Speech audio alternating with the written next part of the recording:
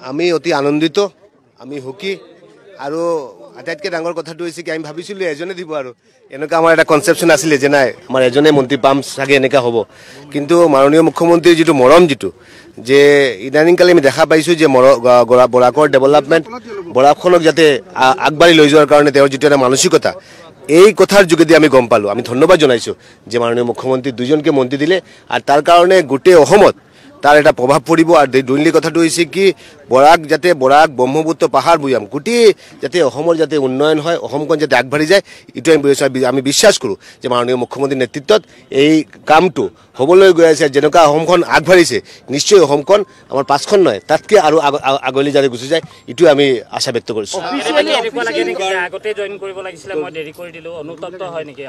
কি প্ৰত্যেকটা এটা নিয়ম আছে, এটা শৃংখলা আছে। আমি শৃংখলাক অৱমাননা কৰি কেনে জইন কৰিব নোৱাৰি। এইটো কাৰণে বিজেপিত জইন কৰিম এইটো খাটাংকতা আৰু কাৰণ ইটো কংগ্ৰেছত থাকিব নোৱাৰি। যিটো কংগ্ৰেছে মোগলক ইমান প্ৰশ্ৰয় দি থাকে, যিটো কংগ্ৰেছে সনাতন ধৰ্ম সংস্কৃতিৰ কথা ক'লে ইহঁতৰ গাটো জ্বলা পোৰা খায়, এই কংগ্ৰেছত আমি থাকিব নোৱাৰি। এইটো কাৰণে এই কংগ্ৰেছত আমি থাকিব নোৱাৰি। এইটো কাৰণে কংগ্ৰেছ মই কেতিয়াও নকৰোঁ আৰু কংগ্ৰেছ বিজেপিত জইন কৰিম আৰু সোনকালে আপোনালোকক জনাম। আপোনালোকৰ লগত আমাৰ এটা ভাল এটা সম্পৰ্ক আছে বাৰু, এই সম্পৰ্ক নিশ্চয় এইটো জনাই দিম বাৰু।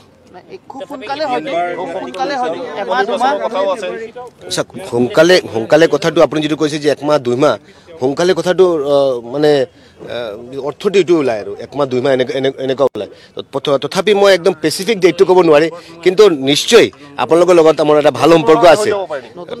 বছৰটো আপোনালোকে যদি ক'লেতো আপোনালোকে কৈ দিব যে নতুন বছৰত কৈছে জইন কৰিব, এইটো কাৰণে মই স্পেচিফিক ডেটটো নিদিওঁ, কিন্তু মই অতি সোনকালে বিজেপিলৈ জইন কৰি মাননীয় মুখ্যমন্ত্ৰী ডেভেলপমেণ্টক সমৰ্থন কৰিছোঁ আৰু অসমখনত আগবাঢ়ি লৈ যোৱাৰ কাৰণে নিশ্চয় বিজেপিক বাদ দি কেনে এতিয়া আমি চিন্তা কৰিব নোৱাৰি।